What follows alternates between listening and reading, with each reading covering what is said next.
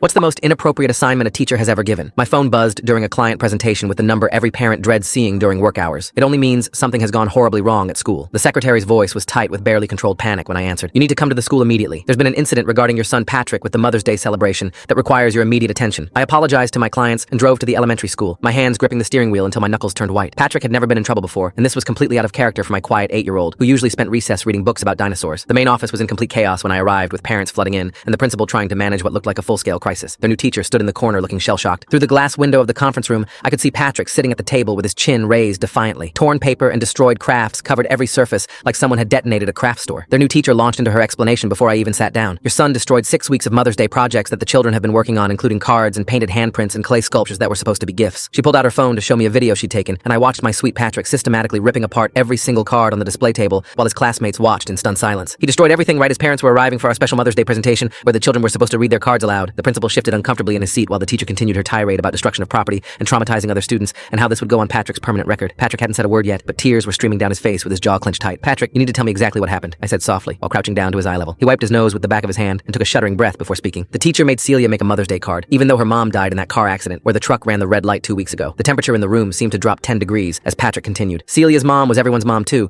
because she came every Tuesday to help with reading groups, and she brought everyone birthday cupcakes, and she taught us how to tie our shoes with the bunny ears. My throat constricted because I knew exactly who he meant. That wonderful woman had been the heartbeat of room 203 for 3 years running. When Celia said she couldn't make a card because her mom was dead, the teacher told her to just pretend she was still here and write about happy memories like it would be good practice for writing. Patrick's small hands clenched into fists as his voice grew stronger. The teacher made her write, "I love when my mommy picks me up from school," even though Celia was sobbing that her mom can't pick her up anymore because she's in the ground. Several parents in the doorway gasped, and the principal had gone completely pale. Celia was crying so hard she couldn't even hold the crayon, and the teacher said she was being dramatic and that everyone else managed to finish their cards, so she needed to stop holding up the class. "So what did you do?" I asked, even though I could already piece together what came next. While the teacher was setting up the presentation, I gave Celia the memory box we all made for her, with 73 notes about her mom, like how she always smelled like vanilla cookies, and how she did funny voices for all the characters during story time, and how she never got mad when someone spilled paint. Patrick reached into his backpack and pulled out a crumpled piece of paper that made my heart shatter. This is what Celia tried to write before I stopped her, and it just says, "I miss you," over and over in shaky letters. His voice cracked, but he pushed forward with fierce determination. "Then I destroyed all the stupid cards because why should we celebrate mothers in front of Celia when hers is gone forever? And the teacher doesn't even care that her mom used to braid everyone's hair during indoor recess?" The teacher started to protest that she didn't know the situation, but the principal cut her off with a raised hand. "How did the other students react when you destroyed their cards?" he asked Patrick gently. "They helped me," Patrick said simply, and the teacher's mouth fell open. Everyone started ripping up their own cards and putting the pieces in the recycling bin, and then we all sat with Celia while she looked through her memory box. Another parent in the doorway spoke up with tears streaming down her face. "My daughter just told me they've been working on that memory box in secret for 2 weeks by staying in during recess because they wanted Celia to know her mom mattered to everyone." The principal stood up slowly and looked directly at the teacher with an expression I'd never seen before. "You forced a grieving 8-year-old to make a Mother's Day card and write,